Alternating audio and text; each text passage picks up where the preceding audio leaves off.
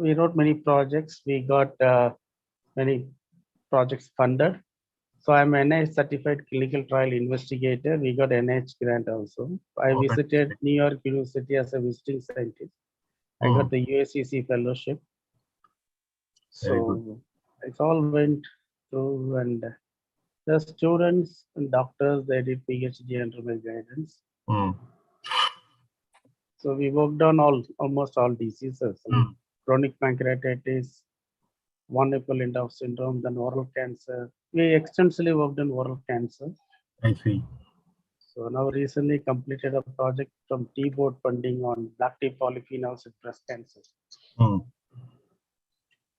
Now even I got 2 publications now. One was in February in the International Journal of Pharmaceutical Sciences, where we have shown platelet propagation from stem cells using papaya leaf extract. I see.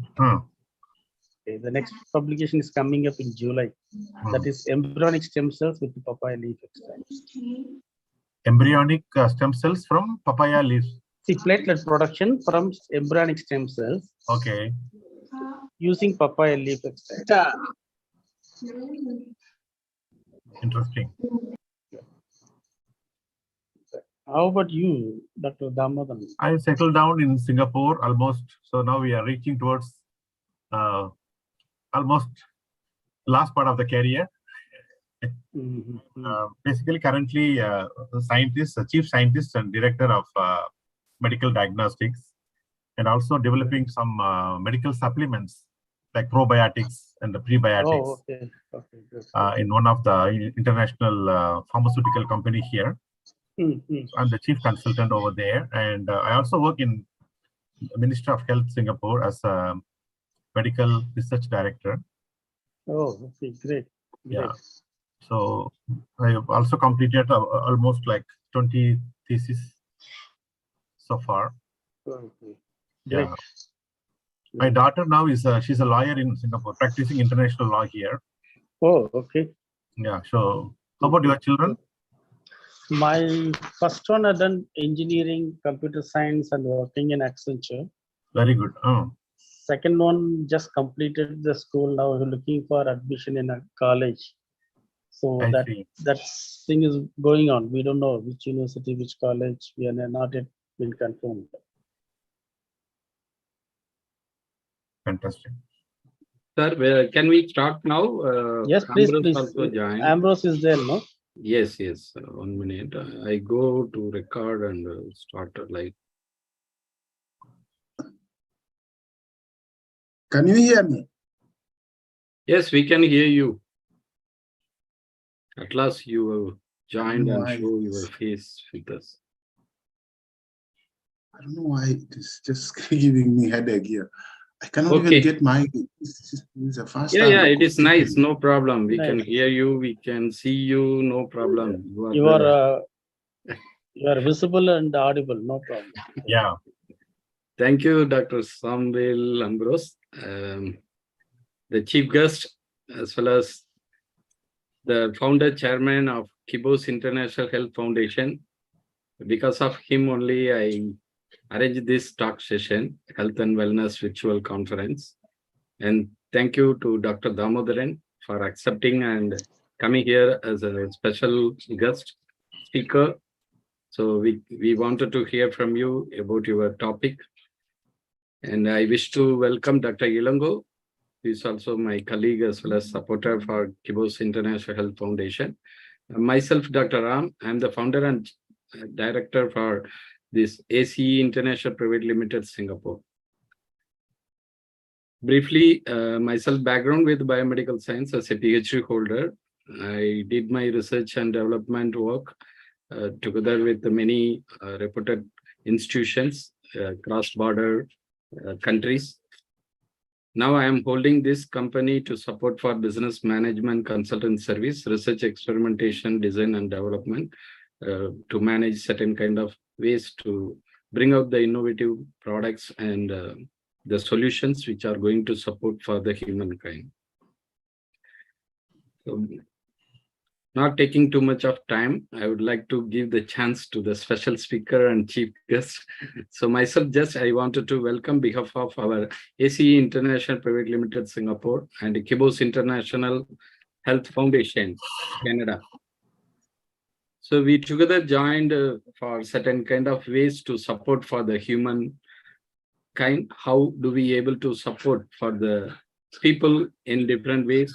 How to establish our network fruitfully through the knowledge sharing or conducting any kind of technological endorsement through workshops or providing the platform for different kind of conferences, both facilitating the learning and experiencing towards the modern medical system or modern technological tools, which are making the transformation for the futuristic well-being. Students and faculties, they are looking for more opportunities to engage and explore. Here also we could see a lot of students. Dr. Damodaran mentioned just now. We wish to handhold together with the eminent personalities like Dr. Damodaran, Dr. Ambrose, Dr. Ilango, and Dr. Lakshmi. So many ways we can able to empower the community for retaining their values and making them to transform into the health and wellness sectors. Health and wellness, currently globally, it is having the GDP ratio around $5 trillion worth, but we are very far behind in Asian countries. So we have to work on this particular platform, how to leverage our conditions or experience to meet out with the futuristic development in all sorts of ways, not only for the personal values or the social transformation, but also the economical constraints which are making us to keep behind. So we are here to gather certain kind of information from the eminent personalities who wanted to share their knowledge or making us to transform into the empowering conditions. Both Dr. Ambrose, he is currently working as a physician, cardiology physician in France, and he is having certain kind of thoughts to support the people in underprivileged condition. Because of his concern, he wanted to establish this Kibos International Health Foundation, a charity registered in Canada, and make us to move along with his vision and mission. So we are willing to explore the opportunities through this medical foundation. How do we able to engage the research and experiment, learning and exploration, service orientation for the humankind. So I would like to welcome Dr. Ambrose Sombel to give his valid speech, what is in his mind to establish this foundation, and where do we want to travel along with him to reach to the people to serve better for their well-being status to improve. Over to Dr. Ambrose. Well, thank you all. Good morning to our members who are in North America. Good afternoon to those who are in Europe. Good evening, those who are in South America, who are in Asia and Southeast Asia. Today, I would first and foremost want to introduce myself. Well, as Dr. Ram has clearly stated, my name is Dr. Kibos Ambrose, and I'm CEO of Kibos International Health Foundation. And I'm a cardiologist, interventional cardiologist by profession. I've been in this profession for almost 19 years. And I've actually seen a lot. So now, we decided to form this foundation 3 years ago. Together, we came together with the scientists, technicians, engineers, and we said that, look, we can pull the resources together and do something good for the humanity, especially the underprivileged. Today, first of all, I would like to express how happy I am to be with you this afternoon. I thank Dr. Ram for accepting to host this very important meeting. I would actually start by asking myself or ourselves do we really need universal health coverage with quality services? I think the answer to that is absolutely yes, we do. Now, the only thing that we have been stressing since 60 years ago is universal health coverage with the primary health care as its foundation. We echo for that, but we in Kibo's Foundation go further to say that guaranteeing people basic quality universal health coverage will not guarantee us quality of life, even with the best of our intentions. And therefore, we need the right mix of primary quality healthcare, quality specialist healthcare, health services, and universal health coverage. So we would like to assure you that we go for health for all, for universal health coverage, and for quality. And I will start by paying tribute to my colleagues that who have been working with me for the last 3 years. Those who are present here today, I'm sure they are listening everywhere they are in the world, that I'm grateful for their work. I'm grateful for their time. I'm grateful for what they have done to us. But I would also want to say that we are here because we must acknowledge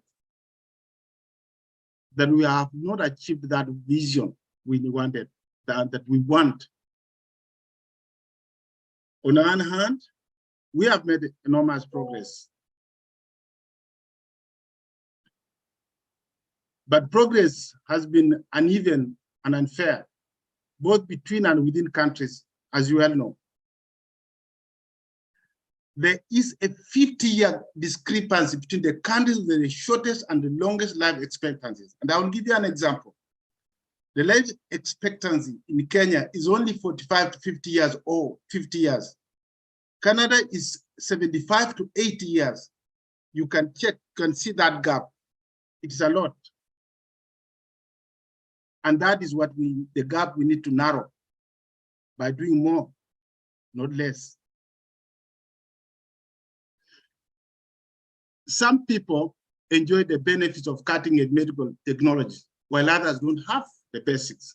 That is a reality we face today, and there's no denying that fact. At least more than half the world's population lacks access to quality specialized healthcare services. And I would say this.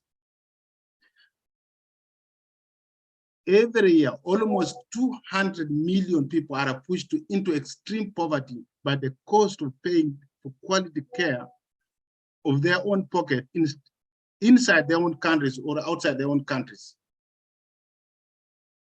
Through what we call medical tourism, which in itself is the most probably unfair, even with the best of our intentions,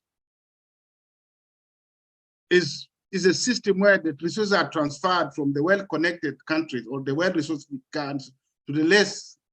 But even with that system, the distribution is not still fair.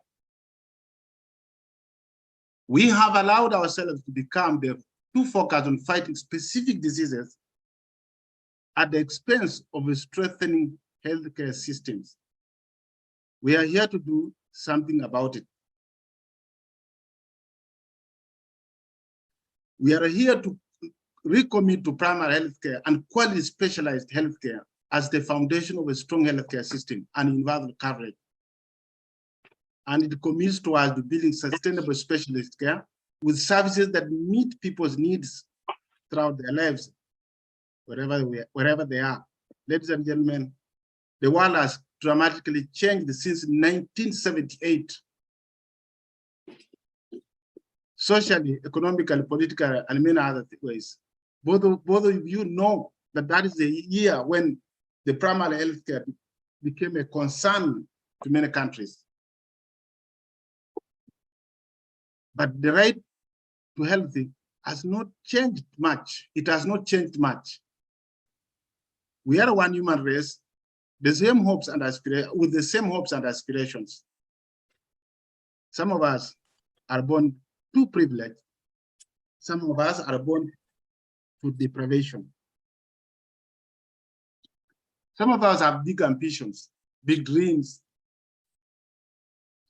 Some just dream of making it through the day a matter of survival. But the one hope we all share is to live a healthy life. Our quality care should not be the price you win for climbing the top of Mount Everest. It should be the gift we all are given, the gift that enables us to realize our dreams and fulfill our potential. Because of this fundamental right, health is the foundation for individuals and families to flourish, communities to prosper, and nations to thrive. Achieving healthcare like that is a political choice sometimes, but health is not a political toy. You well know that. Politics must be a tool for advancing, not for impeding it. The question we face is, can we realize that vision? And the answer to that is, yes, we can. Another question, can we succeed where we have failed before and we are still failing? The answer is yes, we can, but we have to do more. We have to try harder to achieve that.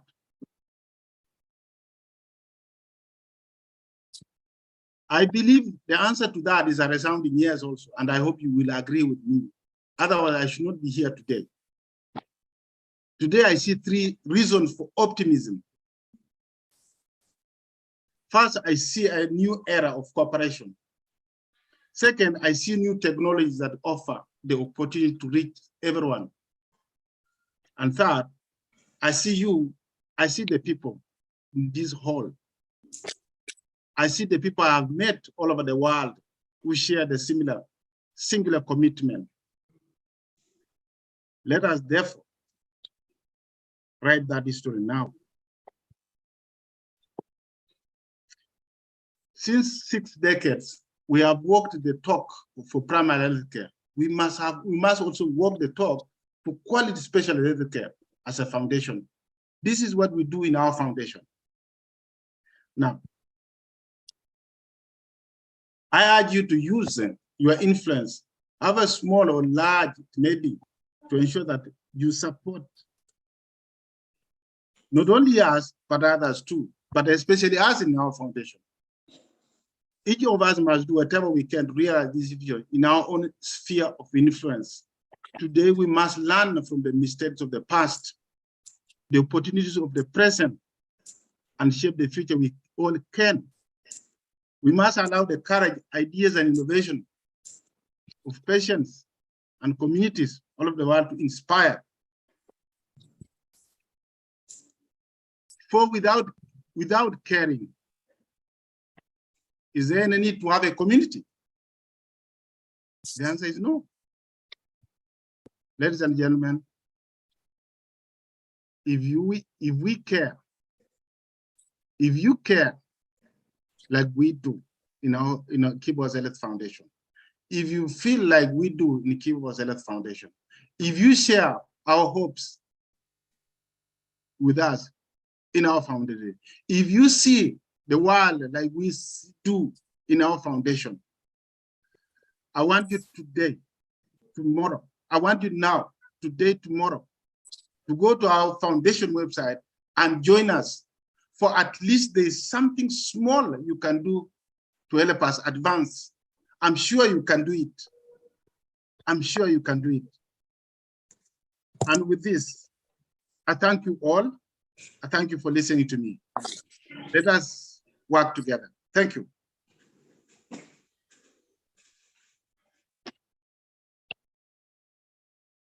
Thank you. Thank you, sir. Thank you, Dr. Ambrose. Really wonderful. It is the word from your heart, not from the literature or the studies, but as a human, as a humankind, you wanted to support for the fellow human.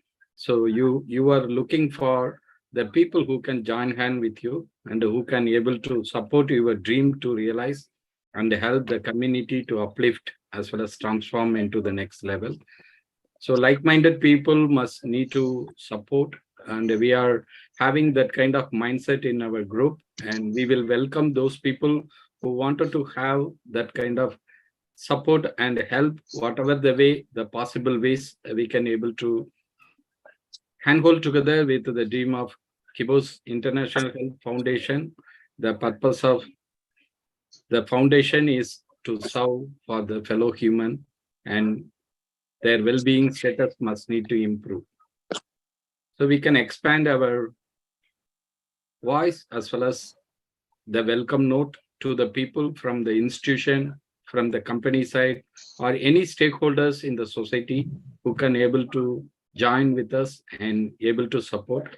And many people, they are looking for the opportunities where they can go and travel together to serve for the human well-being. So we can find it out through these kind of scenarios, as well as the sessions, we can able to promote ourselves and engage and commit for the people who are willing to support the dream to realize. I would like to welcome the people. You wanted to hear anything, please put it a note in the chat box so we can able to reach you after this session, and we can share whatever the information you want to get it from us, and we can able to support your things as possible ways, what we can able to do the better thing to leverage for the next level. So I don't want to take much of your time. We are now having another noble person, eminent as well as expertise humankind. He is also having similar thoughts to support the research and development, education and development, business and development. In whatever the way, he is a person having a lot of accomplishments, achievements, and rewards. He is an example for us. How do we able to transform our career into the highest level and getting endorsed by the country where he is serving? So he has received the award from the president for his research services. So I would like to welcome, before welcoming him, I wanted to read a little bit about Professor Dr. S. Damodaran, basically a PhD holder in medical microbiology and biotechnology.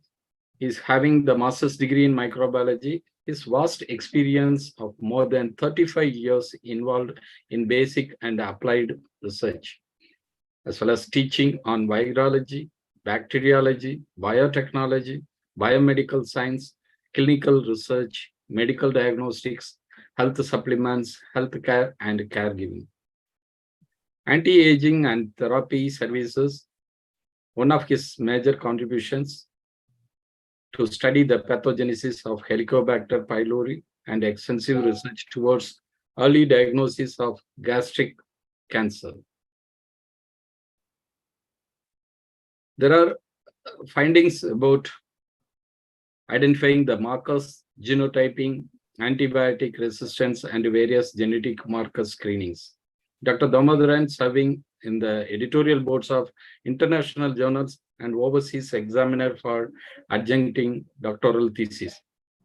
He has adjudicated and awarded more than 20 PhD theses in his career so far. It's very great achievement. He has published extensive research articles and sits in the expert panel and advisor for many research projects. Delivering science for the betterment and understanding of everyone is a passion and the style of Dr. Damo. He has been appointed as visiting professor, teaching faculty by 7 overseas universities to share his expertise in research and teaching. He is also serving as a chairman of academic and examination boards of several institutions in Singapore and overseas. Dr. Damo is a recipient of Young Scientist and Best Scientist Awards and received the Best Teacher Award several times during his career. Dr. Damo believes that the outcome of science should reach everyone in the community. He is an invited speaker in several international conferences, and his messages are well received. Dr. Damo also appears in Singapore MediaCorp television and radio, delivering science-related topics and public health aspects. Today, we are having such an eminent personality in front of us. I would like to thank for his kind acceptance to come forward and share his views and knowledge to us. On behalf of AC International Private Limited and Kibos International Health Foundation, I welcome Dr. Damo for delivering his speech. Over to Dr. Damo.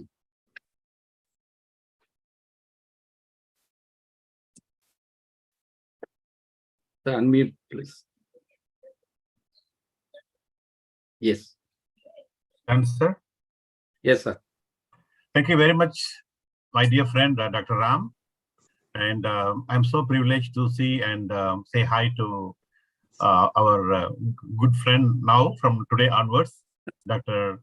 Ambrose Kibos, and my PhD day friend, Dr. Ilongo, who is very close to me. And we have had our food together in several years.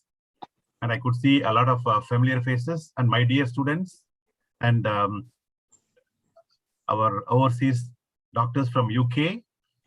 Welcome to see Doctor, and our dear friends and my dear students. Thank you so much for coming over here amidst your busy schedule, which is Saturday today. And for some countries, good morning to all of you. And some of you, like Yelongo, is good afternoon. And for my dear Singapore students and participants, is good evening. So today my topic is on gut microbiome. So before I start, let me share my slides, and I just would like to introduce a few aspects of this gut microbiome today and how exactly gut microbiome can be beneficial to your health, as well as how you can target this for different kind of therapies.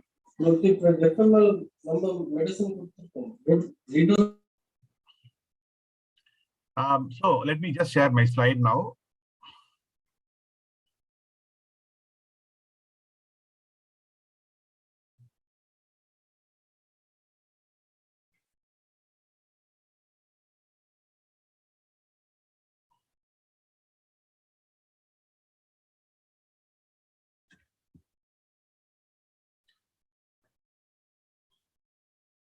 Ram, can see my slides? Yes, we can see. You can go to the first slide. Yeah. 1 second.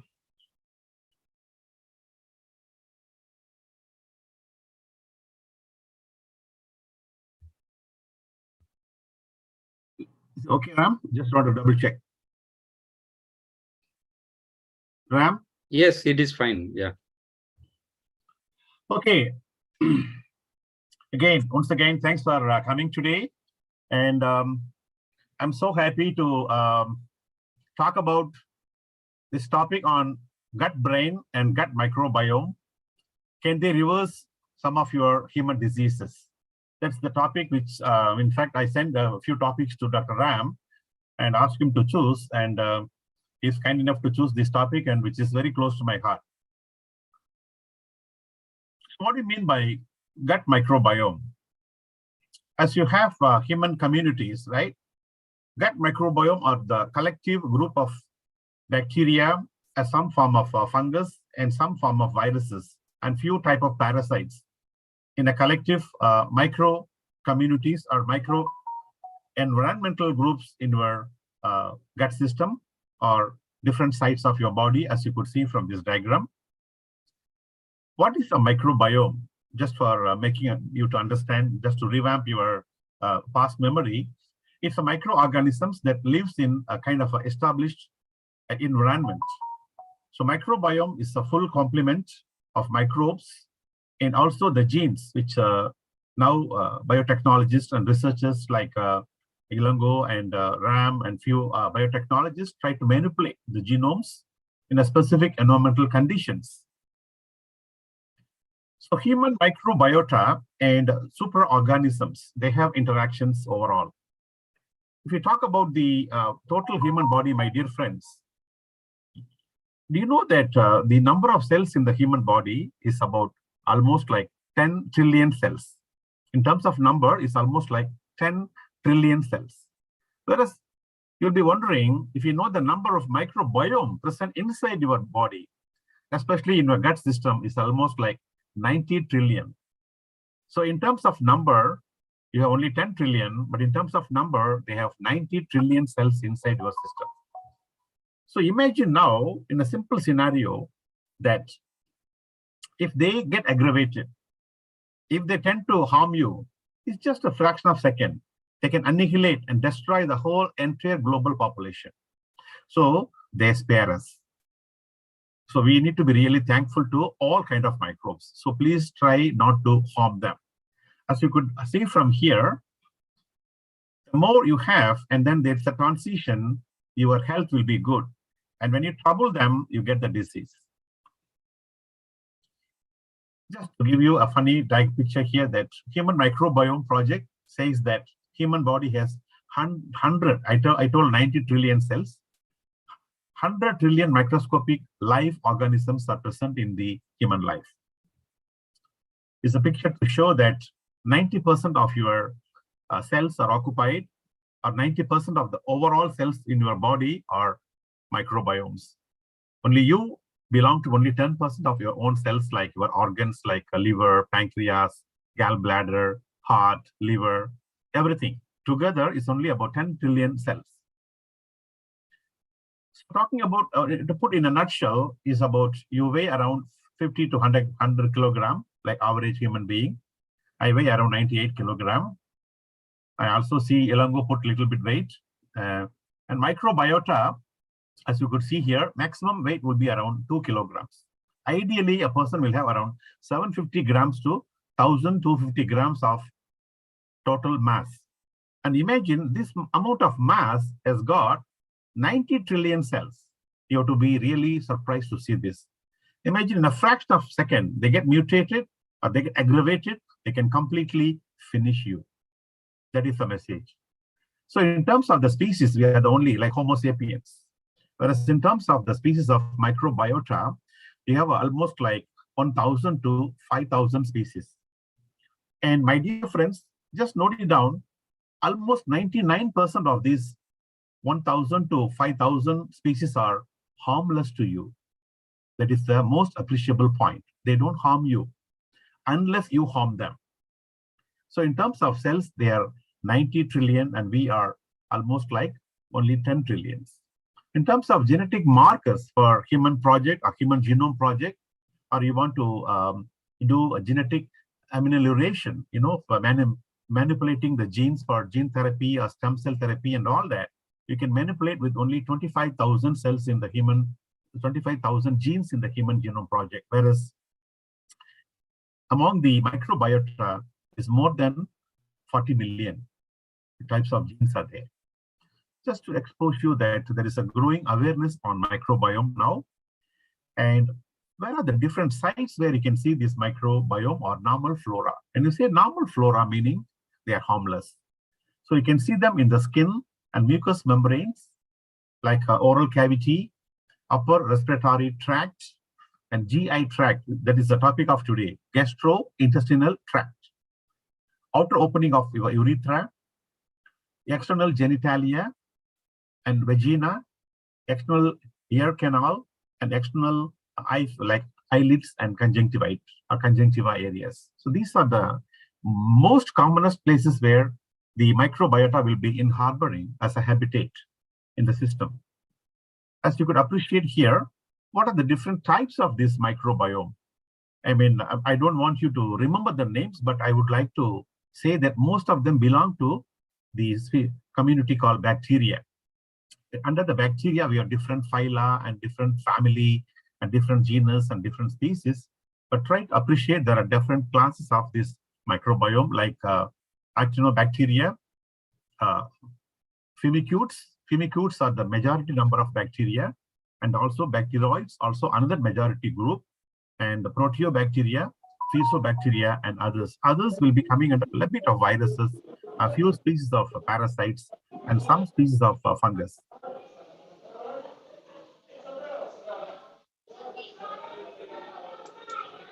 Well, somebody making a noise. Can you mute them if you don't mind?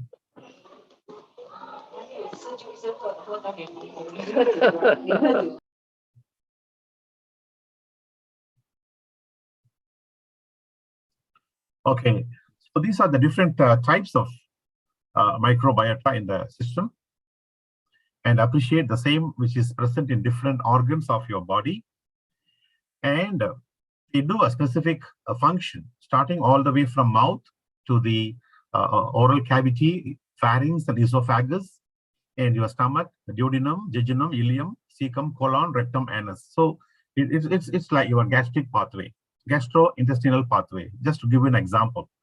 And it has got a specific function all the way from there. You have oral cavity, and your stomach got gut microbiome. That's the topic of today's essential area. And then large and small intestines and your colorectal area. So these are the specific areas where they harbor. So most of the time they are very friendly to you, and sometimes they will be foe or something else, or your enemies. Each human is a complex ecosystem whose microbes play an ecological role. So they do unlimited functions, unknown functions. And sometimes they work like a predator and prey, and they produce different sorts of vitamins.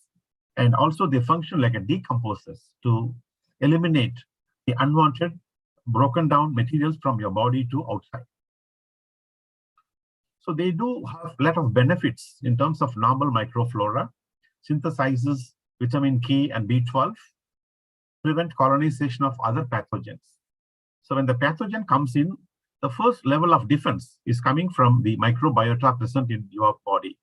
And thereafter only your immune system will start fighting. For example, when COVID came in, you can assume that it's not your body was fighting. All the microbes, the normal flora or the gut flora or the flora in the pharyngeal region are the first fighters. And based on this fight, right, your body will get a signal. Okay, then your immune system will start fighting against or start coming and producing antibodies to these invading pathogens. And also may antagonize other bacteria, stimulate the development of your tissues, for example, like your bone marrow, and making them to produce lymphocytes, and also to stimulate the cross-reactive antibodies. So there are more than 20 different reasons, which is the functions are unlimited, and they do help liver, they do help pancreas to secrete a proper insulin, they do help the cardiac functions, they do help the liver functions, they do help function of your both areas of lungs. And in case of any symptoms of tuberculous bacilli, right, they are the first invaders to come and protect you against this Mycobacterium tuberculosis, because they could punch hole your alveoles. You know, you have the bigger balloon, and inside got the small rubber balloons, which is a sac, you know. So these alveoles contain the air inside. So once you puncture the alveole, then they keep puncturing all the alveoles, then your lungs become constricted. So the first line of defense is coming from the group of microflora which you have in your system. So a healthy microbial community is essential. Mice raised in a germ-free environment, normally, germ-free means, you know, highly protected area, very clean area. It has been proven through several experiments that they have decreased nutrient absorption, meaning they have no appetite, less development of intestine, vitamin deficiency, underdeveloped immune system, and heightened sensitivity to pathogens, meaning they become very weak. They become more prone to have disease. So the germ-free mice can become ill and challenged with a few Salmonella bacteria, which is a pathogenic bacteria. Whereas the conventionally grown, you know, just grow them in a normal, like our wild type, or our, like, you know, the difference between the cosmopolitan city and a kampong area. That's the difference. That's your kampong is a your conventional town, a conventional grown area, and the germ-free is a cosmopolitan clean environment. So the more and more cleaner, right, you tend to get prone to have more diseases because you don't get exposed to the different levels of antigens. So how do we acquire this resident flora? Most of the time from the birth point, at the point of delivery, and also at the point of feeding. And later on, you're exposed to the environmental conditions, like your skin and other organs do get this microflora. So as the gut environment changes, for example, different types of food and different types of drinks, like smoking, alcohol, other social habits, they tend to change the nature of the microbes, starting from the birth all the way to the childhood. So by the age of 2 or 3, you will be having a complete set of the gut microbiome or microflora inside your body. You are ready to fight against all things. So now, my dear friends, the question is that, are you going to have the beneficial or more beneficial or most fruitful or most vital group of microflora, or some of them could be lazy, some of them may be metabolically not very good. And if you do get those kind of bacteria in the system, what will happen? So there's a spectrum of microbiota starting from pregnancy in a sterile gastrointestinal tract, because the embryo's GI tract is so clean, and going to all the way to birth, infancy, like first month or first trimester, second trimester, and a third trimester, and then baby is born, and adulthood, elderly, you can see different groups of bacteria are exposed. The most predominant group is the firmicutes and bacteroids. Both of them belong to the common bacteria which you encounter every day's life, like Vibrio cholerae, Salmonella, Shigella, E. coli, and all the several types of bacteria, like Bifidobacterium, Lactobacillus, Helicobacter pylori. So these are the family of the bacteria come under firmicutes and bacteroids. So there is a difference between the diet consumption between the Mediterranean diet and the Western diet. So you have the microbiota dysbiosis. Dysbiosis means, please underline the term, my dear friends, it's very important. Dysbiosis means you're trying to change the metabolic habit of the bacteria and the metabolic habit of the microbiomes. So when you change the metabolic habit of microbiomes, what will happen? So they tend to get microbiota dysbiosis, and then you tend to get more chronic diseases. And when you get the gut microbiota is very good, you tend to get more symbiosis. So the food plays very important role. So the more and more towards the Mediterranean in terms of the gut, and the more and more towards the Western diet in terms of for chronic diseases. So you need to really balance it off. So in the Western countries, the loss of microbiota diversity, depending on different types of pills you take, you challenge them with this non-steroidal anti-inflammatory disease taking pills, and also pills, steroids, and sleeping pills. They might cause you have injuries on immune disease like Crohn's, ulcerative colitis, and multiple sclerosis, type 1, and also celiac disorders, metabolic disease, CRC, colorectal cancer, and suspected autism. So pathogen domination and also colonization is very important. So variations in the oral microbiota also do change the nature of microbiome. And there are a lot of laboratory techniques available to detect these biomarkers. And the tongue microbiome in healthy subjects, in patients with intraoral halitosis, it's a kind of dental disorder. It's also possible when you have this biofilm in the mouth. So your oral habit also determines almost more than 25 to 40% of your health. So there are some tips here, like oral health is linked to overall health in terms of the heart disease, respiratory problems, diabetes, gastrointestinal problems, and also for you to get a kind of a germ-free system against the invading pathogens. So you need to have, because it's a first line of defense. So now I would like to start my topic, which is the gut microbiome. I normally call, based on the literature of the current day for last 15 to 20 years, people start calling, you don't only have the brain in the skull. we just say brain means it's a brain inside the skull is a gray matter. But now scientists are defining that there is a brain in 4 different areas of your body. So far, maybe the number will go more in the future. Our youngsters are coming now. So we have head brain, which is the normal brain, as you know.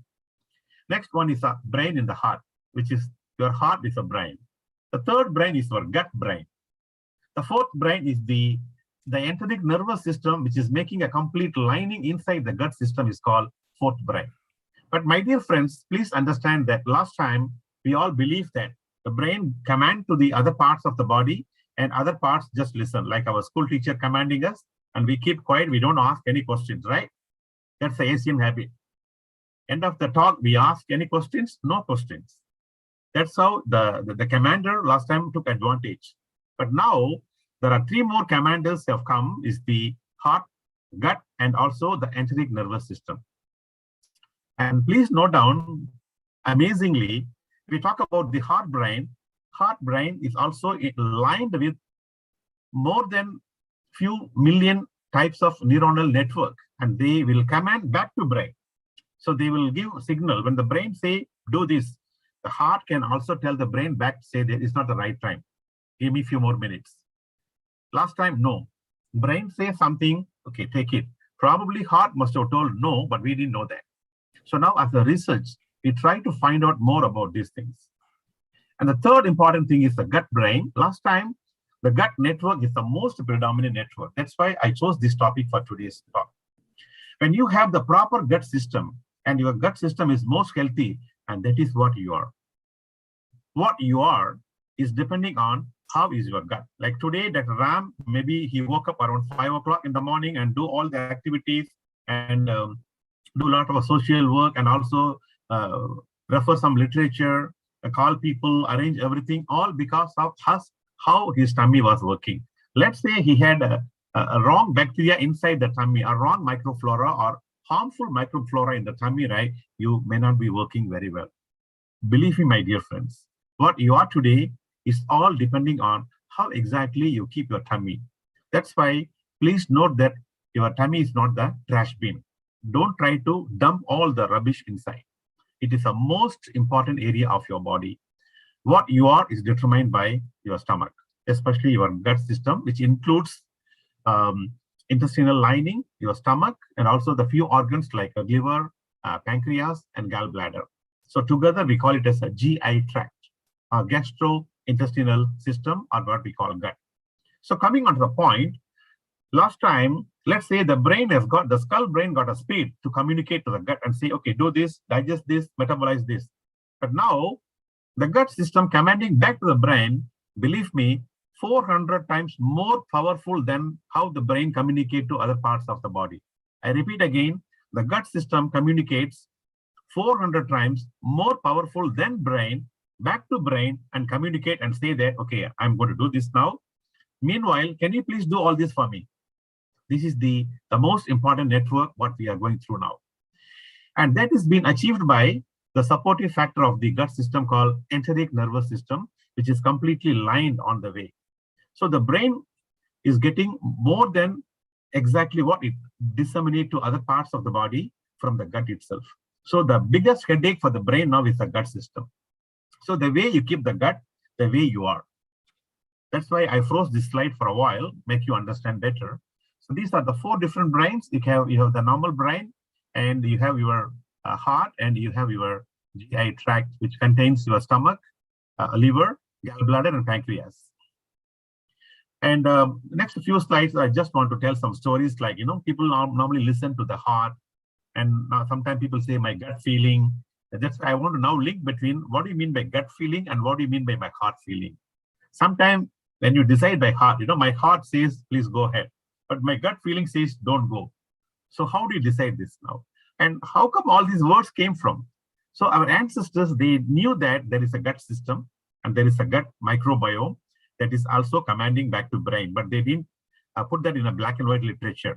That's why they say my gut feeling. Some butterfly network you have in the gut system and some butterfly network in the heart. So they are interlinked. So most of the time, those who go by both heart and gut are the successful people. So, but they should know when to take which one. So this is what they say, follow your heart and trust your gut. So what do you mean by human gut? Human gut is the long tube that starts at the mouth and also ends at the back passage, forming the entire digestive system. It also includes, as I said, liver, pancreas, and gallbladder. And this is the overall number we have in the system, like for example, 90 trillion cells, microflora, and 10 trillion cells of the total human body. And this is how your human gut looks like. You know, you have the oral cavity and your stomach, where large intestine, small intestine, ascending colon, descending colon, and you have the duodenum, jejunum, ileum, cecum, colon, and rectum. These are the complete network of the total gut system. Please remember, this is the total supplier of all kind of metabolites, all kind of energy, all kind of materials to other parts of the body, including heart. So the wrong thing you do, you get the wrong thing output. And as you could see here, there's a gradient of the pH, and also you can see the microbial biomass. And the pH gradient go towards the lower side, the microbial population will go down because they can't live in a very high acidic environmental conditions. So there is a bacteria of the gut. Is a big class of group, but you have the major group called Firmicutes and actinomycetes and bacteriates. It's a complete network, just to show you that scientists are working on different areas of the gut microbiome. What defines a healthy GIT means gastrointestinal tract microbiome in the USA. The studies confirm that the population in the USA, they have this actinobacteria as a predominant, then Firmicutes, proteobacteria, and finally bacteroides. Whereas in the Asian population, the Firmicutes come first, then bacteroids, and then actinobacteria and proteobacteria. I have a simple story now that say that how do you get obesity? So people define that obesity is something to do with the gut microbiome. So what they did was, how does community composition impact the function in terms of the obesity? Hypothesis: gut microbial communities can impact the risk of obesity. That is the hypothesis. So what they confirm is that different gut microbial community structure in obese mice. You can have most predominantly Firmicutes and bacteroids. But what happens?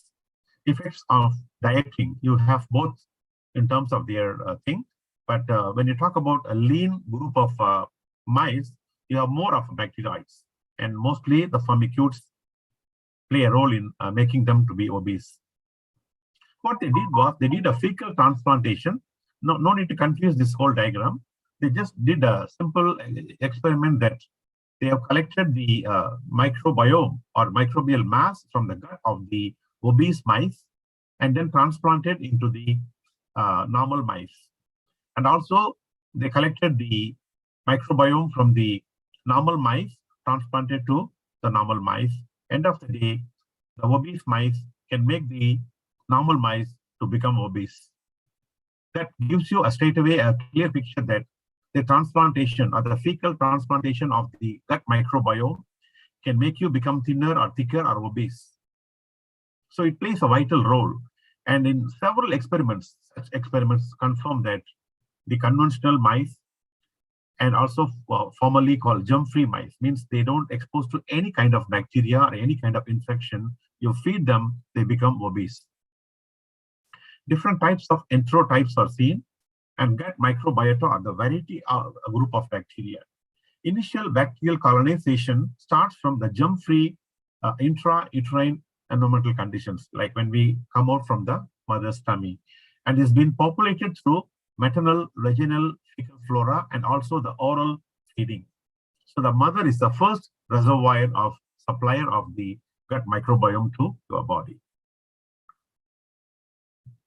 So human gut microbiome, as I said, develops very early part of life, and population of the gut microbes can shape the immune function. It makes you get the proper, excellent immunity related to disease outcomes at the early childhood. So in terms of the protection, they play a vital role in protecting you at the childhood, especially starting from the neonatal to the pediatric age group until 12 years. So people start asking now, is it an organ? But when you say organ, for example, you take liver. So you must have all hepatocytes. That means the cells in the liver are called hepatocytes. Whereas in the microbiome, some of the school of thought, they want to call them as an organ. But people like me, I have been working with them for more than 20 years now. I don't want to call them as an organ is because they have been segregated all over the body. But they do almost a similar function, but in terms of their distribution, in terms of the habitat, right? They're in the different areas of the body. So try not to call them as an organ, but we can call them collectively as microbiome of the system. So if you say that microbiome in the lymph node, or microbiome in the heart, microbiome of the lungs, microbiome of the gut. So for today's talk, I focused on microbiome of the gut. So when you talk about human microbiome, refers to those 90 trillion cells of your body. And just note it down that multiple functions of this are neglected. Like, for example, they promote the fat storage, and also they promote angiogenesis. Angiogenesis is a fantastic concept. When people have CVD, cardiovascular disease problems, or any kind of myocardial infarction risk, right? And if they do proper exercise, their body tend to make their own arteries and veins. It's called angiogenesis. And my dear friends, please remember, these normal flora, the gut microbiome, promote the formation of angiogenesis in human system. And also it helps in developing and training your immune system, like how to produce antibodies, how to do the class switch between, like, for example, you produce IgM first, and IgM can stay for only a few weeks, and then make to IgG. So this kind of a class switch, the knowledge, there must be a teacher to teach all these things in terms of the genetic mechanism. That has been done by human microbiome. And there is a school of thought, according to Landsteiner in 1908, the human blood group is also determined by human microbiome. That part I'll talk in another talk now, but not today's one. I'm just giving you a knowledge that even the human blood group, like ABO system, are predetermined by some of the microbiomes. And it helps in the metabolism of therapeutics and modification of your nervous system, breaking down food compounds in terms of aiding in digestion and all that, resistance to pathogens, and protect against epithelial injury, like any kind of a trauma or shock of the body. The microbiome will take care of you. So multiple functions, my dear friends. And now coming to the point, any alteration of this microbiome can aggravate the disease. So you have to keep them intact. Just say be friendly with them. The restoration of the microbiome should be beneficial. You need to make them to come back to all right as soon as possible. This is a slide to show you that how people do investigate on human microbiome. So there are different school of thoughts and animal model experiments, and they also culture the bacteria in the laboratory and go for different experimental system based on the genetic analysis. And also there is a class of a genome called 16S rRNA. This is a highly conserved sequence from the birth of any bacteria all the way from the most evolved human system. Whereas the 16S rRNA is a highly conserved region of the RNA that is never changed. So if you want to really do a phylogenetic tree, right, you can start from the 16S rRNA, which is intact. So you can model it by using these experiments. And how these microbiomes are troubled. So some of us are pet lovers, you know. So now our young new generation start sleeping with the pets at home. So they kiss them, try to lick each other. What happens is there's a cross contamination or cross transfer of a transition of microbes from the human to animal, and also from animal to human. And then the diet, the birth mode, the type of environmental conditions you are living, and exercise, your genetic makeup, the type of medications you're taking. The more antibiotics and steroids you take, right? Remember, your microbiome will be changing, and also the amount of stress. So I'll come to that later. So fecal microbiota or microbiome transplantation, FMT, is a new technology where it is something so funny to to think. You need to have a healthy person's tummy, and he is very happy person. He achieves very well, performs very well. We try to isolate and identify and do the genetic typing of the microbiome from his tummy, and try to culture them in a laboratory condition in a most appropriate manner, and try to do the inoculation of this microbiome to another person who is involving or who is intending to perform well. So this is something what we call fecal microbial transplantation, which is one of the important area currently. And some of my my colleagues who are medical doctors, I used to ask them, they say this is expensive job. I thought it's only maybe like a few $100s. But can you guess the cost of this treatment is almost like $30,000 just to transplant another person's feces to your mouth. Okay, so this is a point of thinking to Dr. Ram, so that he can think bit on this and try to develop some kind of technology to, to the science and also benefit of the people. So what are the current challenges we face for this microbiomes? Mostly aging is the factor. The more you get older, right, you tend to get lack of immunity, and also there is a change in the pattern of your microbiome. So if you are getting older, in terms of number, I'm not talking about your performance. In terms of number, you're getting older, you can try to intactly keep all the microbiome as possible. So don't change a lot of your habits. Don't allow the depression to rule you. Don't make any stress to come to disturb your mind.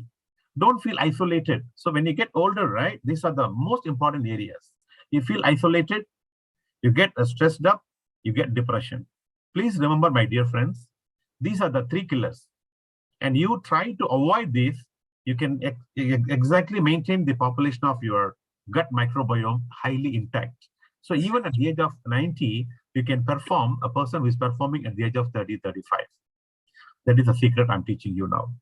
Next one is the level of stress. The more stress your brain go through, the signals will go to all parts of the body, and more especially the microbiome. And the microbiomes are disturbed. And once they disturb, they change in terms of their mutation. And they get into a new types. It could be a harmful type. So you tend to create a new types of bacterial community. And lack of vitamin D and C. Vitamin D and C is a very, very common one. Just go and get some pineapple. Even potatoes having more vitamin C, oranges. Vitamin D, go at least once in a month or once in 15 days, go to a beach. Stay there for a few hours, harvest sunlight, get vitamin D. You don't have to buy vitamin D. And inflammation, any kind of a shock to your tissues and bodies, and poor gut immunity, and vascular disorders like circulatory problems, epigenetic factors like the type of food you are eating, the lifestyle you are choosing, which is going to change the genetic makeup of your body, and malnourishment like imbalanced diet, social isolation, family isolation, and abnormal consumption of antibiotics. This is one important area, my dear friends. The take-home message today is, if you are prescribed with an antibiotic, right, whether for heaven's sake, I appeal you here, either don't take it, or when you want to try to take, right, please complete the course of antibiotic. Otherwise, you are a social enemy. You are creating antibiotic-resistant bacteria to other people. And those people, the first time this bacteria go and infect, right, the first line itself, they get antibiotic-resistant bacteria. And that occurs when you keep on taking one particular antibiotic few times. You tend to create, because of your abnormal consumption or irregular consumption, or you abort the consumption. Please don't do that. And steroids and statins, cholesterol-lowering drugs, and non-steroidal anti-inflammatory drugs. So all these play a crucial role in challenging the different types of microbiome of your body. So the 7 ways you might be harming your immune system, again, other than what we discussed so far. Again, smoking is a main killer. I tell my students always that, once you see Dr. Damu, after seeing me and before seeing me, there must be a difference. If you're a smoker, don't give up today itself, just give up slowly.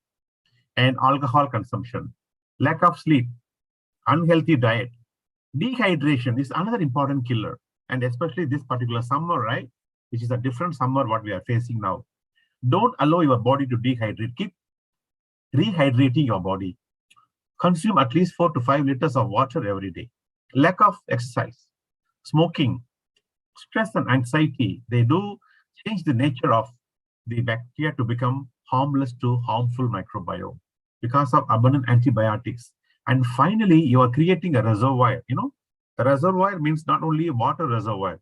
You are creating a reservoir of bacteria which are full of antibiotic resistant bacteria. And thereby, next time when other people get the disease or some other family member of your own family get the disease, you have no drugs available. And my dear friends, please note down, currently there are only about 160 drugs in the market, antibiotics in the market. You can group all these antibiotics only under 5 different classes. And imagine this bacteria can become resistant to all the 5 classes just like that. And imagine the day you create like that, and the day all these microbiome become resistant, and then you don't have to get COVID or something. If another small bacterial infection or food poisoning comes, right, the whole Singapore will be, I don't use a word called destroy, I use a word called annihilated, meaning complete mass of the population is being no longer there. That applies to the entire globe.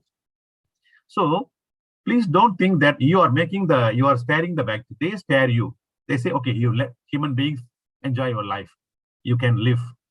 The moment they become the trigger to become harmless to harmful, and then we can start, the human race can start counting our days.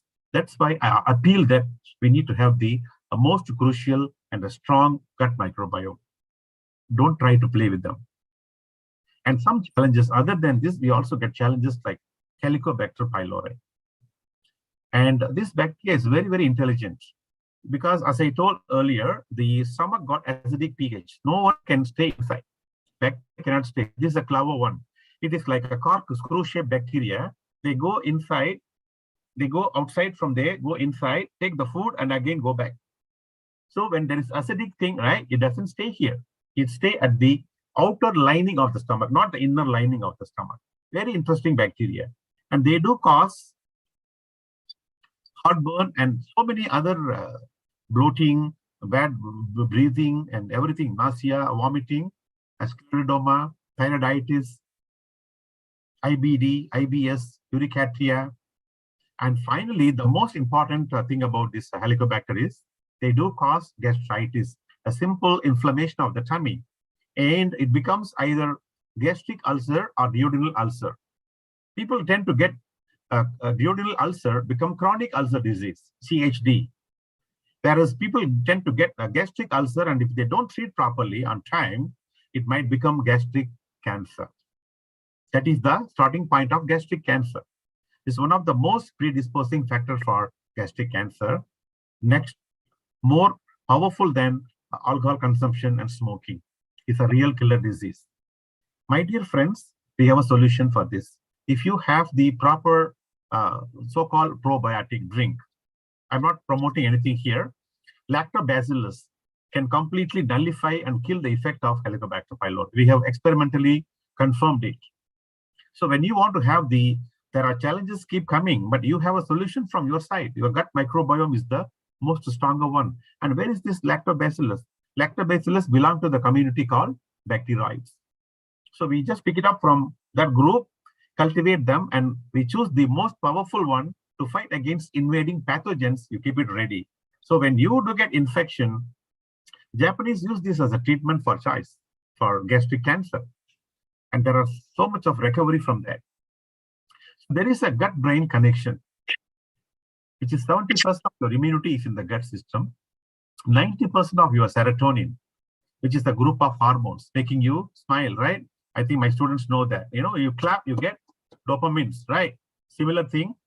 And it also helps in challenging the anxiety and depression levels. Long-term effects of the drugs make you get depression, anxiety, psychological effects, increased aggression, paranoia, meaning you don't trust people. I trust Ram, but tomorrow I see him in Little India, I turn my face like this. It's a paranoia. Because I get some kind of anxiety and depression, I try to isolate myself from the community. That is the first symptom of your depression. Hallucinations, you hear different types of voices. These are the most powerful effect of the drugs. How can you go away and get rid of all this? You need a fantastic supplement. I'm not giving any formulation here because it's not a forum for me to do any marketing here. So I'm just telling you that the so-called supplements, the so-called probiotics and prebiotics, and also called synbiotics, I will explain that later. They can make you overcome stress and drug absorption and get a behavior change, brain power recovery, disease resistance, reduce obesity, and also make you non-allergic to different infections. And there is a gut-brain axis which has been connected well. And according to Hippocrates, all diseases begins in the gut. You know, he told this almost like 2,700 years before. Health is determined by the microbiota in your gut. Also told by Hippocrates, 2,700 years before. If you want to really have a literature evidence, here it is. He mentioned about gut-brain axis. So the microbiome of the gut-brain axis are very powerful, of which if you want to really establish to avoid any kind of autistic problems or any kind of a cardiovascular problems or any kind of people entering into dementia, Alzheimer's and Parkinson's club, right? The solution is here. And when you have, as you could see in a simple picture here, there's the stress and emotions. The mood swing, you know, people have the mood swing, change in the behavior.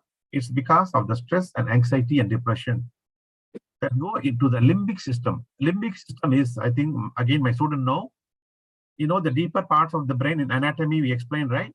And it goes there. And the signal goes from there and it's been conducted to all other parts of the body, especially your gut system.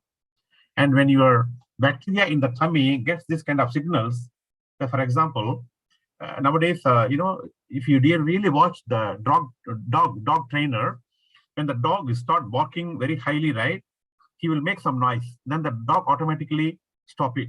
It's like anti-voice. Similarly, the rhythm of voice going to your gut system, your bacteria unable to take it. So what they do is they tend to change the behavior. They tend to become lunatic. And what happened?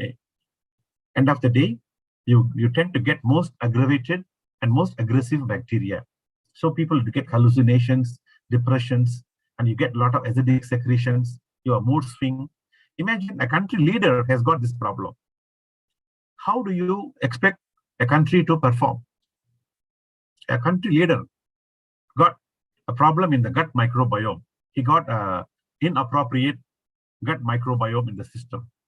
We elect Dr. Ram as a Prime Minister of India next time. If he does have a good gut system, right, he will perform very well. Otherwise, sorry, you know, that's why many countries are failing. The secret is here, believe me. The gut-brain connection, this axis is very important. And you can see here, the gut-brain, when there's the stress, right, the stress can pass easily to other parts of the body, and you tend to get the dysbiosis. Dysbiosis means change in the metabolic habit of the bacteria. So from the normal to become abnormal. This is what we call dysbiosis. And they tend to create, they are trying to create all kind of markers and vitamins and other things, supplements and metabolites in a very harmonious way. But once you change them to become genetically modified, they tend to become dysbiosis. They start making some kind of a funny proteins, which you don't need it. Your body don't need what we call junk proteins, like what we eat outside sometimes, junk food. They tend to create a junk food. So this is what happens in the gut system. So vital for homeostasis. Remember that bidirectional signaling between, as I told earlier, the signal not only comes from the skull, brain to gut, now it comes from bidirectional. And in the GI tract, the brain is being regulated at the neural, hormonal, and also immunological level. So they give 3 levels of protection. Brain-gut enteric microbiota axis. As I told earlier, it also creates from CNS, central nervous system, to gut-brain axis. You get a proper neuroendocrine system, neuroimmune system, a sympathetic nervous system, parasympathetic, and also enteric nervous system. It regulates everything. And when you have the proper gut-brain axis in the center, and your orientated functions become super. Gut bacteria may manipulate your mind also. Certain species of gut bacteria can interact with our nervous system in a way that appear to affect our stress response. And stress response can affect the gut microbial pool. So it can happen at any time. And now there is a balance or imbalance. IBD, irritable bowel disease or irritable bowel syndrome. So when you want to have a healthy tummy, right, like no bloating and no irritation, you need to have both pro-inflammatory and also anti-inflammatory bacteria. So what happens when there is the more pro-inflammatory, people tend to get the IBD. So you need to balance it. So you don't have to go for any endoscopy. I do a lot of research on gastroenterology also, but I am against my boss. You don't need to go for endoscopy, spending about few $1,000s. You try to manipulate, adjust your bacteria inside the stomach. Have a proper supplement. So microbiome, and also there's a risk of cardiovascular disease. There's a good correlation is being noted. And there are a lot of published research papers on communication between GI tract and the bacterial community. And also, look at here, ingestion of lactobacillus strain regulate emotional behavior and central GABA. GABA means, as I mentioned here, gamma aminobutyric acid. It is an inhibitory neurotransmitter. Means to say that it reduces the nerve cell ability to receive and also create and send chemical messages to other cells. It's a blockage. It's a neurotransmitter blocker. So bacteriotherapy changes in the composition of the human fecal microbiome after bacteriotherapy for recurrent Clostridium associated diarrhea. Clostridium is another very interesting bacteria. It always creates a diarrhea. It does not last within 2 days or maximum 3 days. Normally diarrhea lasts about 1 day only. But Clostridium diarrhea is a chronic diarrhea. Have you ever seen chronic diarrhea? Imagine you purge every day, almost like 20 days, 30 days. Imagine in the history, this 13-year-old child had diarrhea for 6 months. Continuously, every day morning purging. That is the power of Clostridium difficile. And you can control that by your proper microbiome. Probiotics in the treatment of GI disease. So diarrhea, lactose intolerance, FBD, IBD, irritable bowel disease, Helicobacter eradication. Eradication is a total removal of the bacteria from because it's a pathogen. You can't keep the pathogen inside the stomach. Why? Because it will alter the other good bacteria. You know, in a class of a student, everybody is fantastic. You have 2 students which are harmful. They can harm all the 100 students within few weeks. It's exactly same. The H. pylori can. So the metagenomic is the group of study where people try to study the genetic analysis of this microbiome. And people like, we have some participants here, my friend, Dr. Ilongo, Ram.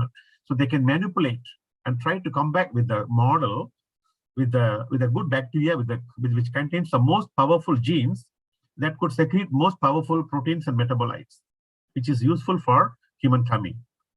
Based on, there is an rRNA called 16S rRNA sequencing, few thousands per gram. So direct sequencing of the microbes in their natural environmental conditions, bypassing the need for isolation. You can go directly, do the sequencing, take the stool sample, and do the genetic manipulation. Last time we need to culture, identify what bacteria, everything. That's what as a microbiologist we do, but people like Ilongo, Ram, just go extract the DNA or whatever rRNA and go for what they call CGH, comparative genomic hybridization and everything. So you have this microbiome in different environmental conditions, and metagenomics can analyze from every samples. So this is the flow chart to show you that how this method of study has been done, starting from the microbial community, and you can do the genomics based on the single-stranded rRNA, 66 rRNA. So now this microbiota transfer therapy, look at here, this gentleman asking, I had a fecal transplant and my symptoms are gone. Give me my $86,000 back, because he went for GI treatment that cost him $86,000. Fecal therapy, maybe tomorrow, if Ram and Elango join together, do some products, you can sell it for maybe $100 or $200. You don't have to spend $30,000, which is the current price for the fecal therapy in Singapore. Oral microbiota transplant also possible, because people use the oral route, and from there, through saliva and through the exchange of the gastric, what we call GI tract exchange, the gastroesophageal exchange, right? The microbiota will be transferred to the tummy, and from there, it can start doing the job of the gut microbiome. So this is one of the interesting experiments. And fecal microbiota transplantation, I spoke earlier. And this is the thought for discussion now. It's too early to say that autism can be cured, but it's too early. But I just saw this slide from some known source, so I'm just trying to explain to you that we are very close to touching even the genetic disorders through the microbiome treatment. So we have miraculous hope is there. Fecal transplant is possible. And sinonasal, to have a perfect lung transplantation, you don't have to have the lung treatment using the steroids and all that. You can use this method. And now some literature says that mental health conditions linked to the gut microbiome. So there is a kind of an imbalance of the bacteria in the microbiome can have serious consequences on the GI tract. So this will, in fact, a lot of researchers discovered that people with certain digestive disorder have a high risk of getting into depression and anxiety. So please keep your tummy as healthy as possible. Gut microbiome and CVD, cardiovascular disease. Gut microbiota can utilize the trimethylamine N-oxide and also the short-chain fatty acids in the human body, and primary and secondary bile acid pathways. It runs through that. But now what happens is, by affecting these living cells, the gut microbiota can cause the heart failure, atherosclerosis, hypertension, myocardial fibrosis, myocardial infarction, and coronary artery disease. So by having a proper gut microbiome, you can reverse these diseases. Gut microbiome and dementia, very close to my heart, this topic. A growing body of evidence now suggests that this biosis, that means the change in the metabolism of the gut microbiome, can alter the gut microbiota, and thereby it has been even linked with the neurodegenerative disease like Alzheimer's via non-inflammatory process across the microbiota gut-brain axis. Researchers have identified gut bacteria that are associated with dementia and Lewy bodies. Lewy bodies are the specific proteins highly secreted from the dementia group of people, which has genetically been confirmed. It is a marker for, it's not in the diagnostic tool yet, but is a marker for understanding the pathway of dementia. Changing the levels of 3 bacteria like Kalimsella, Ruminococcus, and Bifidobacterium. Bifidobacterium is the most powerful bacteria and a fantastic one for using in the supplement as a kind of a probiotic and a prebiotic supplement. May delay the onset of the progression of these neurodegenerative diseases. So you need to just alter the pathway of this bacteria. So a lot of report on gut microbiome as a novel therapeutic for targeting the Parkinson's disease also possible as a novel gut microbiota. Any remedies for immunity? We need to thank Ilya Mechnikov, a Russian scientist in 1907, who is the father of the fermentation technology, who invented the concept of probiotics and prebiotics later. And now we have the probiotics and prebiotics together in one supplement. We call it as synbiotics, combination of the probiotic and prebiotic. Probiotic means the group of bacteria which is going to helpful for your gut system. Prebiotic is the essential, the physiological metabolic food, which is going to act like a food for, like apple pectin and all, can act like a food for the probiotic bacteria for a short period of time until they go inside and then start multiply and establish, and then they use the host factors to survive. So you need to have some kind of a prebiotics to supplement. We call this as a synbiotic products. Probiotics are basically the live microorganisms promoted with the claims that they provide health benefits. So they are live bacteria like yeast, bifidobacterium, lactobacillus, and all that. They are very good and helpful. And the most common example in the GI tract is the prebiotics can alter the composition. For example, the type of food available for this probiotic bacteria. So prebiotics, again, are the source of food for the gut bacteria. So probiotics are the group of bacteria, and prebiotics are the food for the group of probiotic bacteria. So they have carbohydrates and different types of poly starch and all that. So they go to your lower digestive tract where they act like a food to help the healthy bacteria grow. Probiotics are live yeast and good bacteria that live in your body and are good for digestive system. So these are the common foods where you can get the probiotics: fermented soy products, apple, cider vinegar, yogurt. Yogurt is one of the best source for probiotics. So there is a difference between probiotics and prebiotics. Probiotic is a live bacteria, promote healthy digestive system, and are sensitive to heat, and it can be treatment for IBS or IBD, irritable bowel syndrome. Whereas the prebiotic is a plant fiber, for example, like apple pectin, support the healthy digestion of the human body by helping as a food for probiotics. So not affected by heat, and help in the chronic digestive disorder like inflammatory bowel diseases. You can get the prebiotics from asparagus, banana.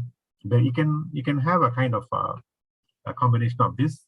You can have it like once a week, have a good prebiotic so that your tummy bacteria will be so happy. You can have a veggie food. And let's look at these facts. 80% of your immune system is located in the digestive system. That's why I chose this topic. The amount of probiotics is around 3 to 4 pounds, or maybe like 2 pounds. You must take probiotic regularly if you really want to maintain your system. And probiotics live throughout your entire system. So more especially your gut system and also the GI tract, where you can see the harboring or the total microbiome communities. Okay. So now in conclusion, that let us try not to trigger or amend or ameliorate or change the nature of the gut microbiome. They help in secreting and producing different types of secondary and primary metabolites.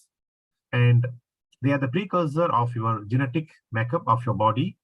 They do communicate more powerful than your skull brain. And gut brain is also considered as one of the 4 brains, like a skull brain, heart brain, and gut brain, and also the intestinal lining of the gut. So together, out of 4 brains, right, 2 brains are located inside the gut itself, so 50%. And also remember, the gut brain can communicate more powerful than the actual skull brain. And any kind of a change or amendment or alteration of the gut microbiome can alter the nature of the human behavior and also other habits like your stress, anxiety, depression, social isolation or family isolation, and symptoms like dementia, Alzheimer's, and Parkinson's can alter your day-to-day life. And you want to really revert all this, including your CVD, cardiovascular problems and everything, right? You need to have the most healthy digestive tract. That can be achieved naturally or by supplements, or you can go for fecal therapy as well. So with that, I conclude my talk for today. Thank you so much for your attention. And I'm so happy to share any questions.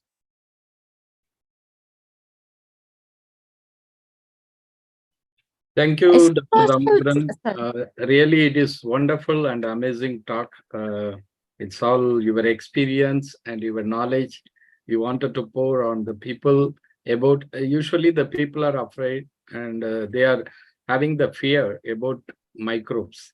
Yeah. Usually the pathogens are making the story for believing on this kind of status. But the microbiome which are available in our gut, the intestinal tract, how much it is possibly helping the people to live better and lead better. So it is not only supporting to the particular division, but also the entire body is coordinated by the microbiome which are available in the gut.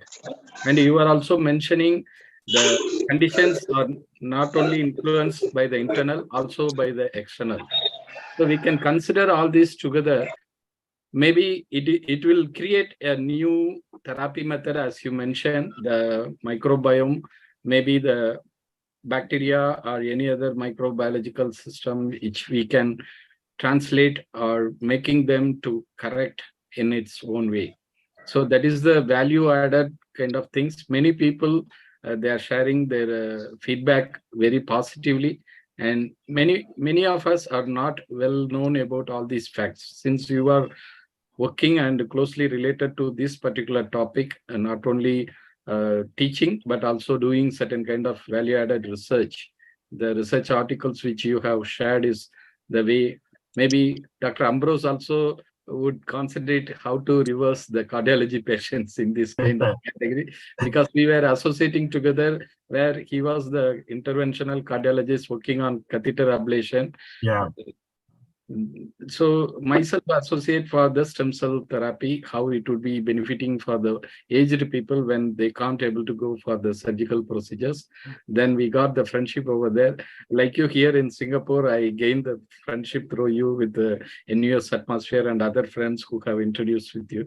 So it is all the benefits. And Dr. Ilango, also one of my friend, last time I visited, he mentioned about Dr. Ilango is here a very long time, nearly 2-3 decades before. As I mentioned, I met him in IBMS Chennai, but I didn't have his contact and all. So it's all making us to come closer for a reason. So through Dr. Ambrose, we can able to do the better thing for the community. There are few questions. Rehana asked whether the damage caused to the gut can be reversed through this microbiome or something. Then we can ask the people, we can invite the people to ask questions if they want. Okay, let me just see the one question Rehana asked about, can we reverse? And also she asked about detox.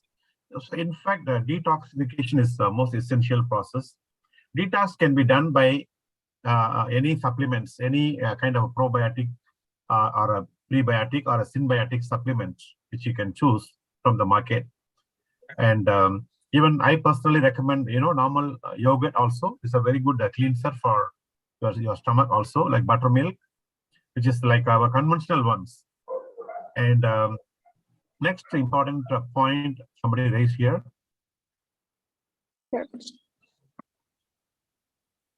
So the therapy, transplantation therapy of microbes and microbiome colony, whether it is permissible for all the countries or they have to go through with the... Oh, there are, I mean, this is an interesting point, Dr. Ram. I was asking about it. Perhaps we can ask our friend Dr. Ilango to see whether any such thing has been done in India. I asked last time when I went to India in January, I met one of the gastroenterologists. He say it's not yet in the market currently. Whereas in Singapore, there are a couple of doctors, they practice this not as a gastroenterologist, but they do what you call the traditional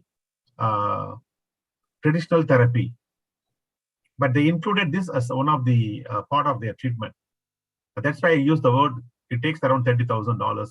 I got it from them actually. They charge around initially around 10,000 plus 10,000 and like that, they charge like that. And then it makes like a treatment package for you.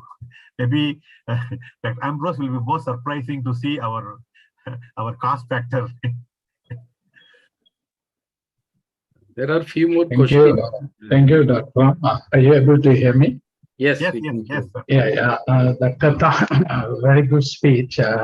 Just wondering, currently the Singapore General Hospital, the gastroenterologist, they treat with biologics, they go immunosuppressants. IBD and IBS are different.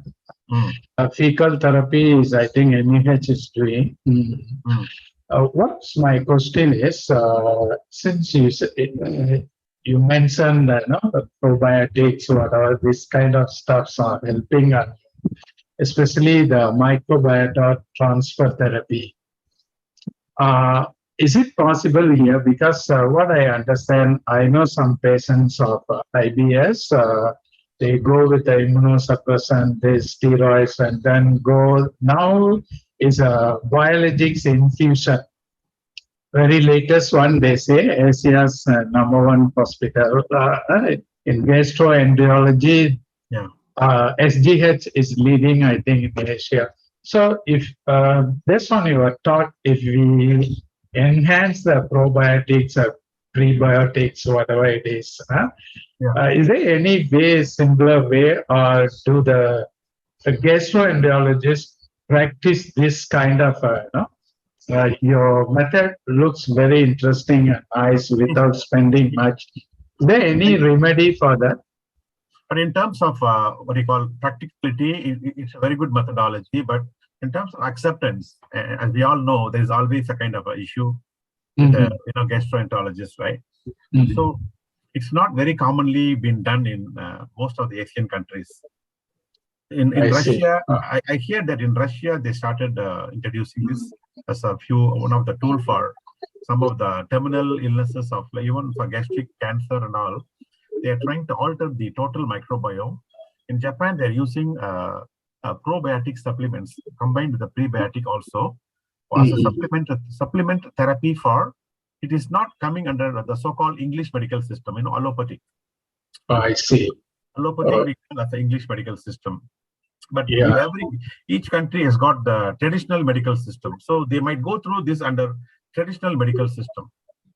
I see. Because, like for example, let's say somebody is practicing a gastroenterology here, and he wants that introduced, but probably he might have some kind of hurdles to introduce this technique. But then he can talk this idea to another person, let's say, who is practicing, like let's say Ayurveda or Unani, Arabic medicine.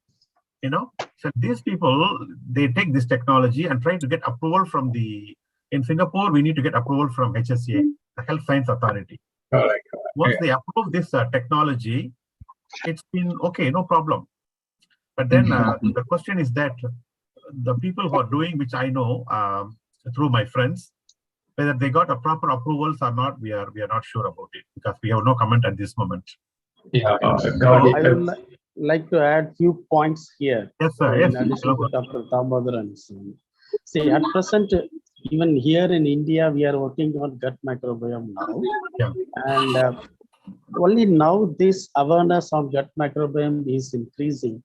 And the clinicians, the gastroenterologists started taking it up. And in India, there are only few centers available which offer the gut microbiome identification. So now we are starting with a metabiome, this identification with the thing with the Chinese gastroenterologist in Bangalore. We are already started doing it with the Nanopore next generation sequencing and also with the Thermo Fisher next generation sequencing system where we identify.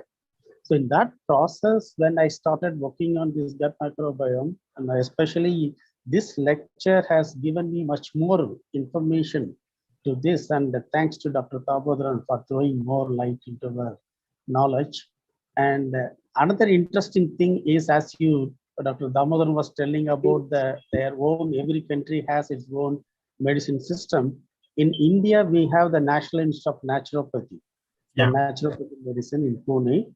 Now we are tying up, we have signed an MOU with them, and we help them to establish this gut microbiome in naturopathy.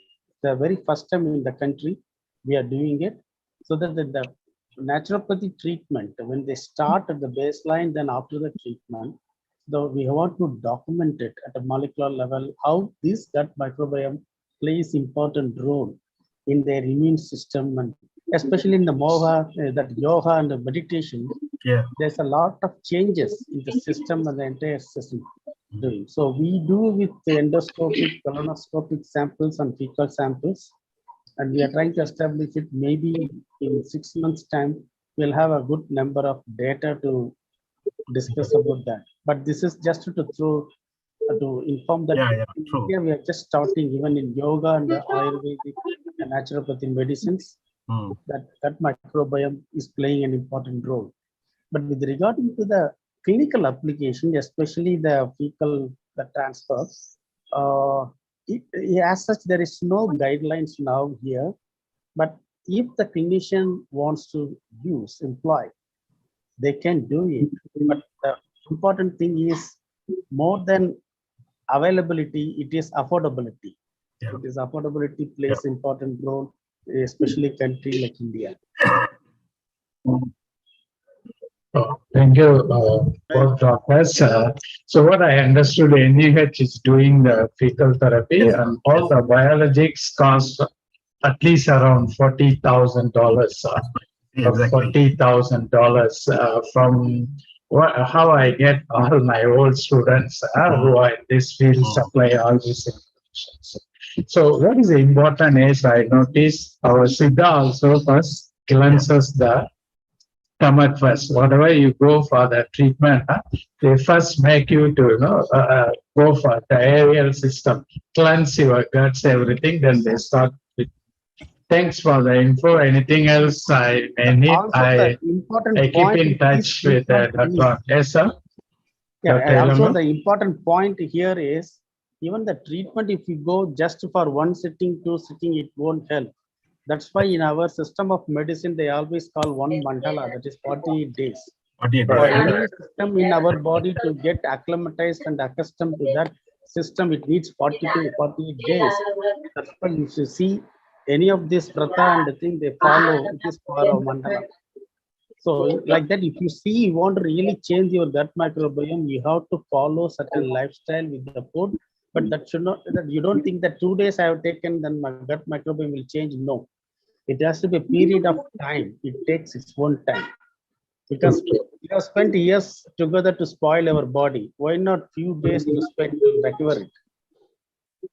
Okay. Thank you, doctors, for the good information. Maybe I keep in touch with Dr. Rama. We can always discuss, and I just want to touch some questions here. Amruta was asking about, Amruta got a name called Amruta Damodaran. Oh, nice. Asking about autistic babies. So basically, we don't have much data. That's why I was just telling that a couple of US universities, they engage in the research on treating autistic children using the microbiome and altering the gut microbiome.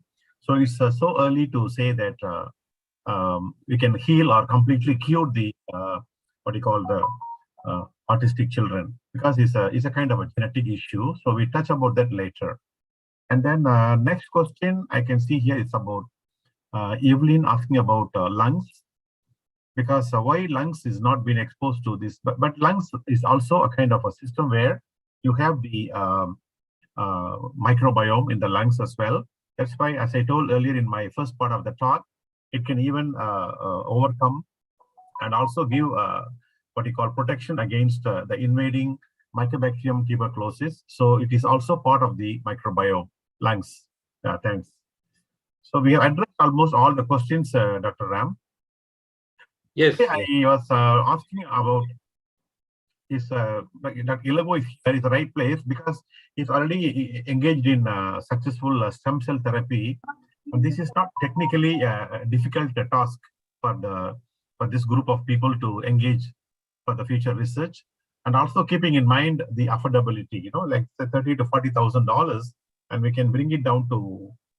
I'm focusing on a supplement which we have almost developed a couple of years before. It helps in both pre and probiotics.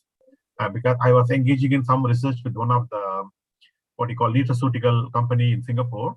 And we have come up with because I usually don't do marketing in my talks. That's why I just didn't bring that concept here. But we have developed a kind of a product which has got both the probiotics and prebiotics together as one supplement. As Ilango told exactly, we recommend for at least for 5 to 8 weeks of time. It's like almost like one mandalam, you know. So it really helps. And we have seen many people come back and telling us back with the very good reports, just to share here. Okay. Thanks, Ram. Thank you. Thank you so much. Is there any opinion or concern from Dr. Ambrose? Are you interested to share something? Yeah, thank you so much, Dr. Tamo, for this Thank you, wonderful long presentation. Actually, it inspires me a lot.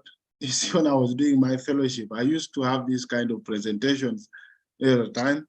Now, I have one question for you specifically.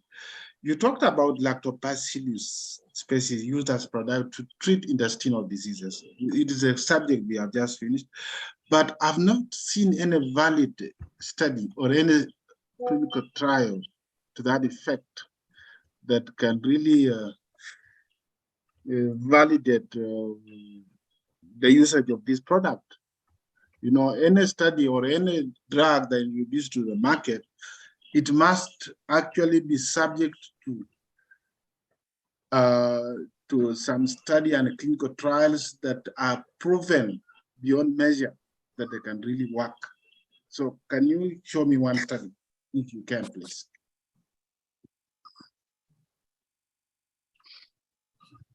So, yeah.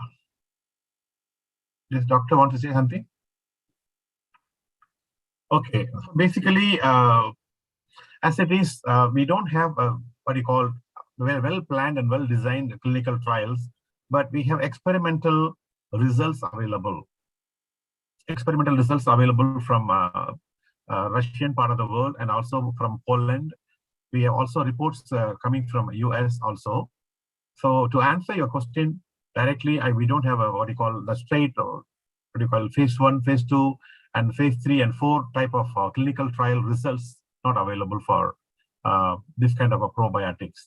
But then conventionally talking, right, for example, take a simple example of yogurt, Dr. Ambrose, yogurt, we call curd or yogurt, has been conventionally taken in India and also in many countries without thinking that it is a probiotic, but it is a fantastic probiotic. Buttermilk, yogurt, and now from Japan, we get this drink called Yakult, also considered as a probiotic, which contains lactobacillus. So, in a way we have, but there are some Japanese reports telling us that they have even cured gastric cancer just by giving lactobacillus treatment. So only these are the few things which I can share here at this point. Sorry about the actual data on clinical trials. We can work out and we can establish the research center in Singapore. Yeah. Through Kibos International Health Foundation, we can knock down the funds for that and we can coordinate and making the further move. Maybe Dr. Ilango, yourself, myself, we can discuss and propose to Dr. Ambrose how to catch over for the clinical trials to set up here. Yeah, we can always do that. We can do that. We just have to have funding. Maybe the reversibility is the key factor. Many people, they wanted to reversify their disease status through natural way. As he rightly mentioned, through any kind of microbiome, we can make it possible to reverse it.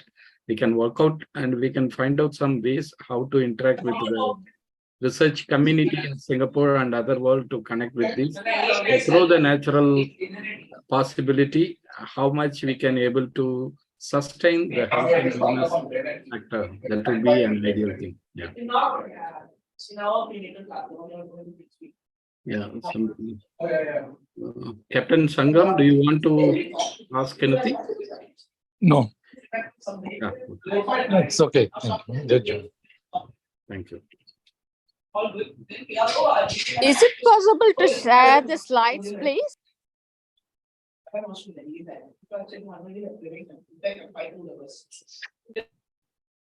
sharing the slides, it's depending with Dr. Damo because he's who is that asking? Dr. Lakshman, Sumati Lakshman, family physician from UK. Sure, ma'am. You can see, I give my email address here. All right. Just send me a mail, ma'am. I will send you the set of slides for you. Okay. Thank you. Ma'am, can I get your email here? Yeah, I will. Yeah. Okay. Otherwise, I will. Yeah, I'm sending you my email. Yeah, I'm putting it on the chat. Okay, sure. If you can make a small notebook, a kind of a information booklet on this.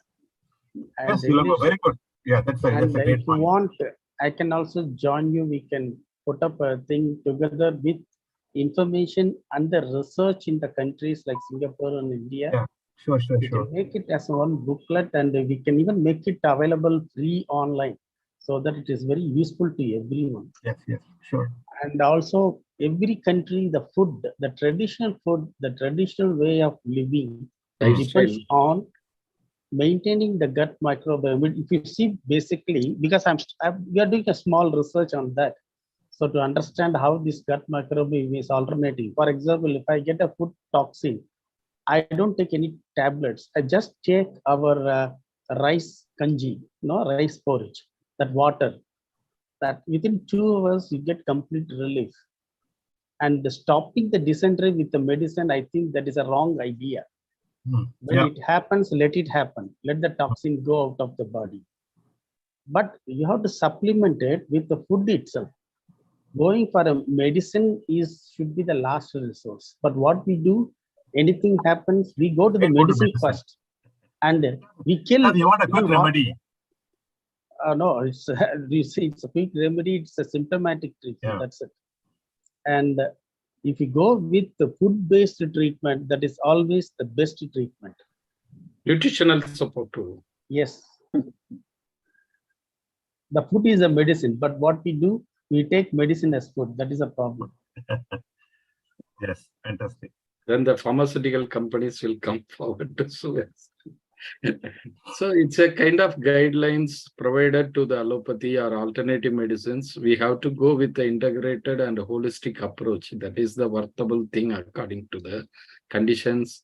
Because many people, they have different kind of lifestyles. As you mentioned, the traditional way, what they have may not be available in different countries when they are getting migrated like us. But we have to cope up and we have to live better and lead better. So what are the circumstances we have to keep recording and how it is affecting the normal well-being status of the life? That is very important. There are many insights and inputs endorsed for this kind of data sources available, especially altering the gut microbiome or other physiological conditions or metabolic changes according to the living styles or living environment. It might be different kind of factors, not only the internal factors coping up with the personal behaviors or personal capacity of the body, but also induced from the surrounding where they are living with the polluted environment or high temperature or low temperature. Many conditions we can able to provide for this. Hopefully we can able to touch upon with the different like-minded people who are willing to work on it. We can engage different students or professors and other research centers who are very keen to write out some projects in this kind of way to raise some grants through the research proposal. We will work out and we can discuss. If anybody is interested, please keep in touch with either one of us. If you are very close to us, please make it forward and make it work out for everybody's goodness. That is the appeal I wanted to propose to the people. Is there any other further questions or anything? Otherwise, we can wind up. Yeah. We are inviting the people who are very much interested. Maybe monthly few sessions we can host. If it is cross-border, so we can able to bring it down in the Zoom, or otherwise we can gather and conduct physical event. maybe different locations you can engage, so we can able to stream through online, either YouTube Live or Facebook Live, are recorded and provided to the people to watch later through YouTube. So Dr. Ambrose wanted to have the connections and making the transformation in different regions. If anybody is interested, we can provide the enough information for you how to travel along with us and making the support for the human well-being to transform into the next level. Until our last breath, we should not have any chronic diseases or other illness. That is the aim. Healthy aging is the process. Everybody is concerned for that, so we can work on it. Yeah. Okay. Thanks. Thanks, Ilango. Nice meeting after so many years. Yes. Yeah. He was asking a few days back the number and all. I thought you already spoke, but No. I wanted to talk to him after this meeting, so that I just want to see whether he's still. So I will up-to-date information. I'll take your number from Ram. Ram, you have his number, right?